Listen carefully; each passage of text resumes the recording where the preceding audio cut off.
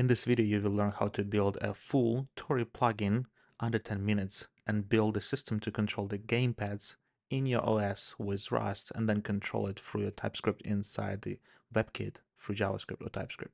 So let me show you how it will look once you're done. And if you want to see the second part of this video, please like and subscribe.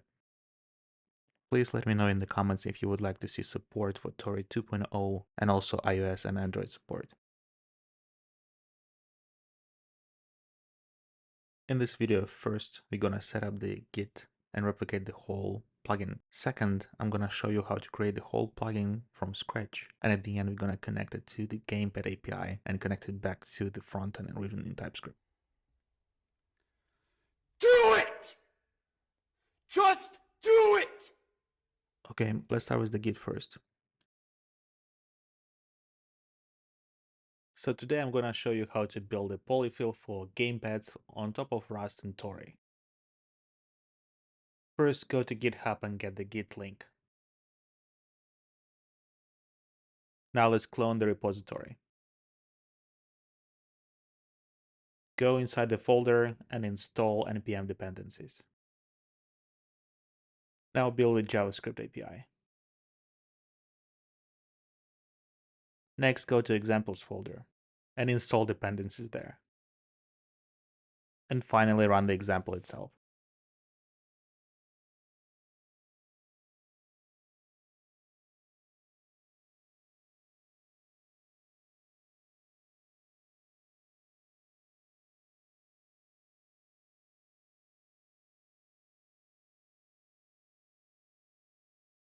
And now you can see joystick connected with the state of all the axes and buttons. And let's connect wireless Xbox controller. Now let's switch it off. And you see it disappears here too. And again. So one thing to pay attention to are the bumpers on the Xbox controller that are classified as buttons, and they return the value from 0 to 1. Now let me show you how browsers show you the same gamepads. In Safari, you get navigator.getGamepads, move gamepad to get the results.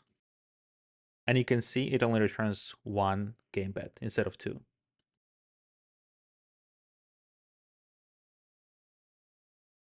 Let's try this again, but in Chrome. Again, click on the gamepads to get the results. And as you can see, it returns two gamepads. Finally, let's compare this to our app. And now Tauri shows you all the gamepads available on your system. Okay, now let's create this plugin from scratch. Let's start by creating an empty npm package using npm init-y. Next, install Tauri CLI. Inside package.json, let's add Tauri command. Now let's create the plugin itself. Run npm run Tauri plugin init -- name of your plugin, and then -- API. As a result, it creates Tauri plugin gamepad folder with Typescript API and Rust API. But first, there are two bugs we need to fix. First, we need to fix npm from link to file so the example application can find location of our new package. And inside Typescript API, we actually need to return the value received from the Rust API. Then install npm dependencies and run build command to compile from TypeScript to JavaScript. Now let's go to our example application and run npm install there. And finally, run example Tauri application. And let's test it. Yeah, it works. Great. Now finally, let's add the gamepad support. Let's start by installing GilRS with serialization feature enabled. Next, let's add UUID library, and then finally, third JSON. Now open the Rust code. Let's remove my state here. Remove state, return, and internal logic from the execute command. First, initialize GilRS library. Then create a loop. Inside of this loop, continuously get next event. And next event will return event with gamepad ID, event type, and the system type. And inside, let's initialize and get the gamepad from GilRS using its ID. Then we're going to create the payload where we convert gamepad to the JSON and then emit that JSON back to the JavaScript frontend using the emit all event. Let's implement gamepad to JSON function.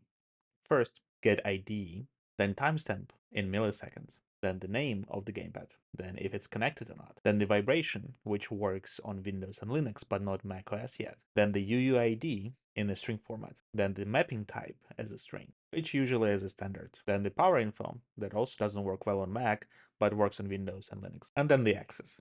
So from 0 to number of the access, we iterate and get access data for each gamepad, and then we check if it exists, and if it does, we return the value, and if it does not, we return the zeros. Same goes for the buttons as well. Finally, with all the data collected, we send a JSON structure where we send all the data, including power info, with a format macro as a string. Here we hardcode number of access and buttons. But before we can continue, we need to implement two functions. One is access from U16, another one is button from U16. What they do is basically convert U16 into the enum type, either access or the button. Next to librs, create utils module with these two functions called button from U16 and access from U16, where we will convert U16 input IDs into the appropriate enum types, button, and access. So here we match ID to different constants of U16 and then match them to the output enum type for buttons. So where do we get these constants from? Just command click on this button and then command click on any of the uppercase constants here. And that's where you see all these constants that we use inside of the utils.rs. Going back to access from U16, do the same logic but for the access instead of the buttons. And for all other U16 constants that we don't have, we just return the unknown state for both button and access. And finally, let's compile our Rust code using command cargo build. And it's done. Now let's try the TypeScript part. Let's start by importing listen function that will listen to all the events emitted by the backend. And then invoke function so we can call commands in the Rust backend. Then let's create the plugin event type with all the information we will be passing from Rust backend to the JavaScript frontend. Most of it is already predefined, like read-only array and buttons. Then we're gonna create type for the unlisten function that just returns void, and callback type with the response that gets the plugin event that we declared above and also returns void. And then the callback itself, but we set it to null, and then the unlistened promise, which is right now undefined. Then we're gonna create the state where we're gonna store all our gamepads as an array. Let's create get gamepads function to return the gamepads that we store in the state. First, if there are no gamepads, we return just an empty array of 4 nulls, which is the default state for Gamepad Web API. Otherwise, we're going to return gamepads that we stored. Then let's create start function. Inside of the start function, we invoke our execute command. Then we override the get gamepads from the navigator with our function. And then we create the function that listens to all the events and receives the payload of the type plugin event. Inside, we're going to convert payload to the gamepad with the function event to gamepad that we'll write a bit later, the default added state set to false. And then we iterate through all the existing gamepads and we have a matching ID and the index already present. We just replace it with freshly received gamepad, otherwise we return already existing gamepad.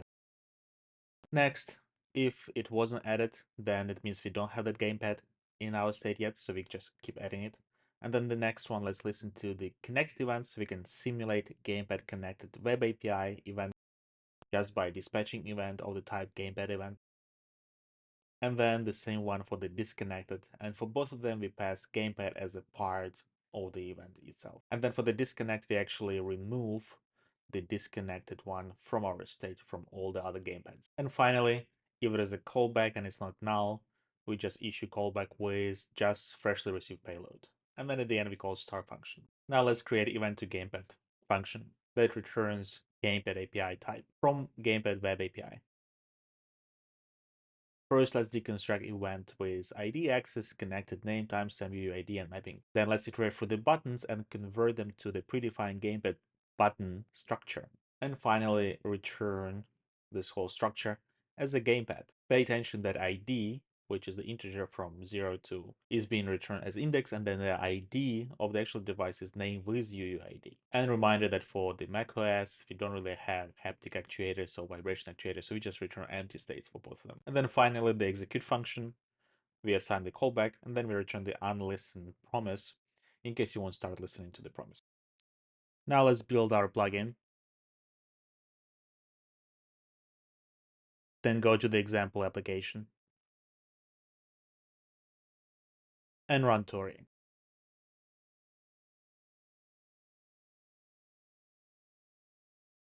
And voila, it shows us first device connected. And just checking the different buttons and axes work. Pay attention to the values inside the buttons and the axes as well. And connecting second wireless controller. Oh, and make sure to check out our website, developermindset.com. And like and subscribe if you want to see future videos about Tauri, Rust, TypeScript, and a bunch of other cool tech. If you have any questions about this video, please comment below or join our Discord server to ask your questions and get support.